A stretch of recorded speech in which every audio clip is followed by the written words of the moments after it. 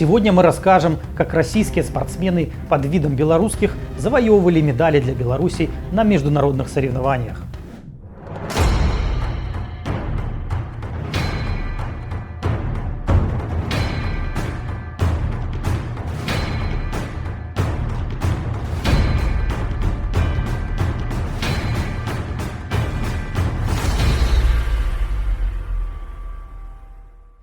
Для Александра Лукашенко спорт – один из ключевых инструментов пропаганды.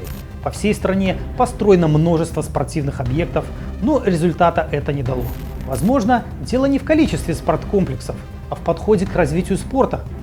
Белорусский спорт управляется старыми советскими методами. Главная цель чиновников – выполнить план любой ценой.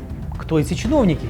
Часто это бывшие военные или милиционеры, не имеющие отношения к спорту. Но для диктатора это не важно. Как и во многих других сферах, здесь все делается больше для показухи, чем для результата. Понимая, что собственных спортсменов растить не умеют, белорусские власти придумали иной путь – использовать российских. Мы проанализировали данные белорусских спортсменов, ранее имевших российское гражданство, и заметили странную закономерность. Они имеют по два разных белорусских паспорта одновременно. Причем получают первые паспорта буквально за сутки. Может ли человек получить белорусское гражданство за сутки? Конечно же нет.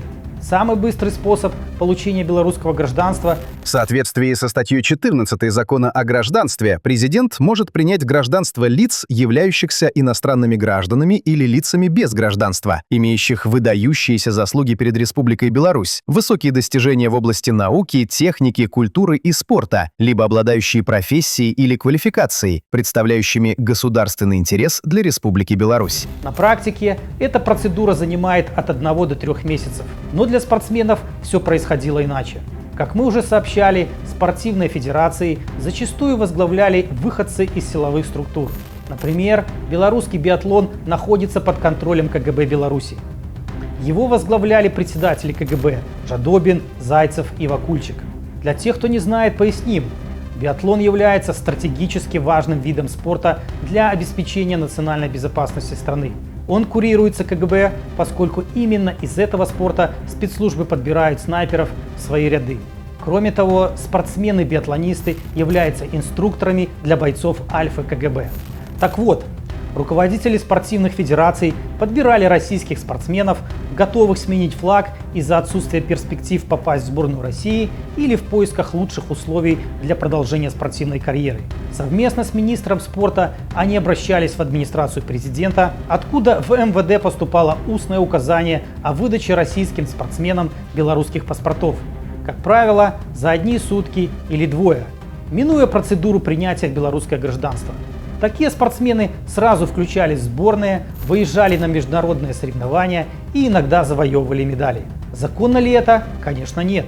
Фактически за Беларусь выступали граждане Российской Федерации с незаконно выданными белорусскими паспортами.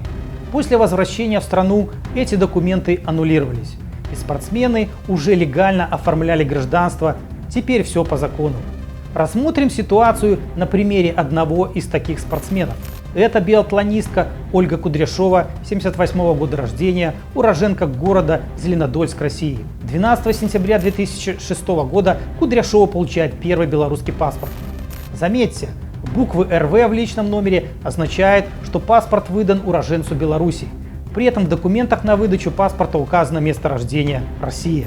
По данному паспорту Ольга 27 раз пересекала границу Беларуси между мартом 2007 и маем 2008 годов. И только в 2012 году паспорт признан недействительным. Спустя 4 месяца после получения первого паспорта Кудряшова начинает оформлять документы на проживание в Беларуси. 31 января 2007 года она получает вид на жительство в Беларуси и только через 7 месяцев, 7 августа 2007 года, соблюдя все законные требования, получает белорусский паспорт, который имеет совсем другой личный номер.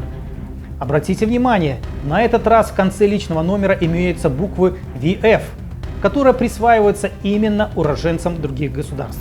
Получается, на протяжении 4,5 лет у Кудряшовой было 2 белорусских паспорта одновременно, с разными личными номерами. Теперь обратимся к международным соревнованиям, в которых участвовала Кудряшова. Нас интересуют те, когда она еще не имела белорусского гражданства, полученного в соответствии с действующим законодательством. Это период с сентября 2006 по август 2007 года.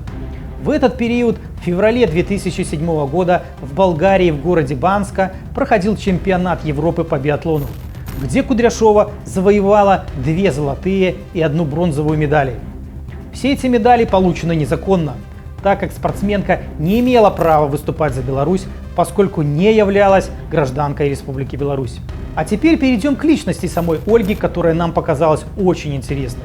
В октябре 2008 года Кудряшова выходит замуж за некоего Павла Стрельцова, который в 2004-2016 годах являлся военнослужащим ВЧ 10091, что является центральным аппаратом КГБ. К слову сказать, ее тесть Вячеслав Стрельцов также является пенсионером КГБ и проходил службу в той же части 10091.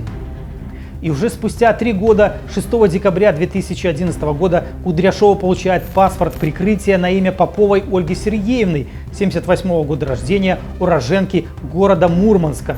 В 2021 году она меняет паспорт прикрытия на новый, то есть продолжает работать под прикрытием и в наши дни. Только вопрос, для какой спецслужбы? Но тут все просто. Я думаю, на этот вопрос вы ответите сами. Информация по данному расследованию будет направлена в Международный союз биатлонистов для проведения проверки законности участия героини расследования в международных соревнованиях. Если вам понравилось наше видео, подписывайтесь на наши каналы, ставьте лайки, если вы находитесь в безопасности.